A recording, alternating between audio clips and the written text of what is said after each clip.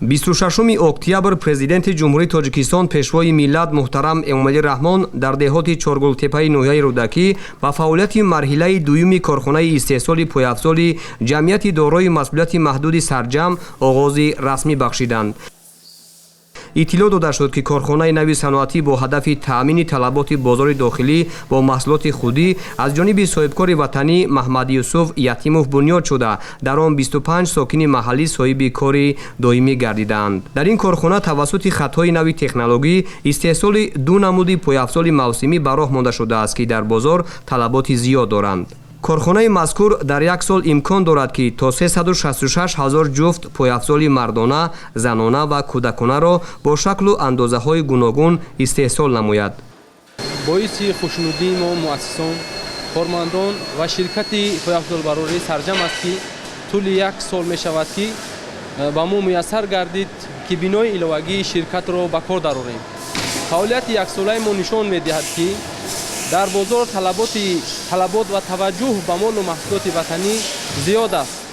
зеро маҳсулоти мо дар баробари арзону дастрас будан сифати хуб дошта, бо назардошти вазъияту шароити сокинони ҷумҳурӣ омода мешаванд. дар бинои иловагӣ бо дархости муштариён пойафзол, кафш ва мӯзаҳои резинӣ истеҳсол мегарданд. албатта ин муваффақияту пешравиҳои мо аз дастгириҳои пайвастаи ҳукумати ҷумҳурии Тоҷикистон ва роҳнамоиҳои пешвои миллат муҳтарам Эмомалӣ Раҳмон сарчашма мегирад.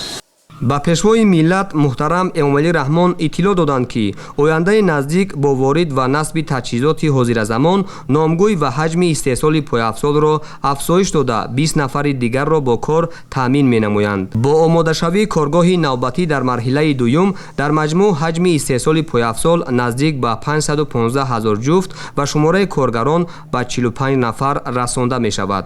ёдовар мешавем, ки марҳилаи аввали корхонаи истеҳсоли пойафзоли ҷамъияти дорои масъулияти маҳдуди Сарҷам як сол қабл 26 октябри соли 2023 аз ҷониби президенти ҷумҳурии Тоҷикистон пешвои миллат муҳтарам Эмомалӣ Раҳмон ифтитоҳ гардида буд. лозим ба зикр аст, ки дар кишвар барои дастгирии фаъолияти бахши хусусӣ ва рушди соҳибкории истеҳсолӣ шароити мусоиди корию хизматрасонӣ мавҷуд аст ва онҳо бо истифода аз ин имконот саҳми худро дар рушди самтҳои муҳими иҷтимоиву иқтисодӣ мегузоранд. ман Шарифзода саодат дар корхонаи Сарҷам ба духти мӯза машғул мебошем. мо занон ва духтарони зиёд мебошем дар ин корхона, ки ҳама ба кори духти мӯза машғуланд. миннатдории худро ба пешвои миллат ва соҳибкори ватанӣ мерасонем, ки ба мо духтарон ва занон чунин корхонаро бунёд карданд ва мо соҳиби кор шудем.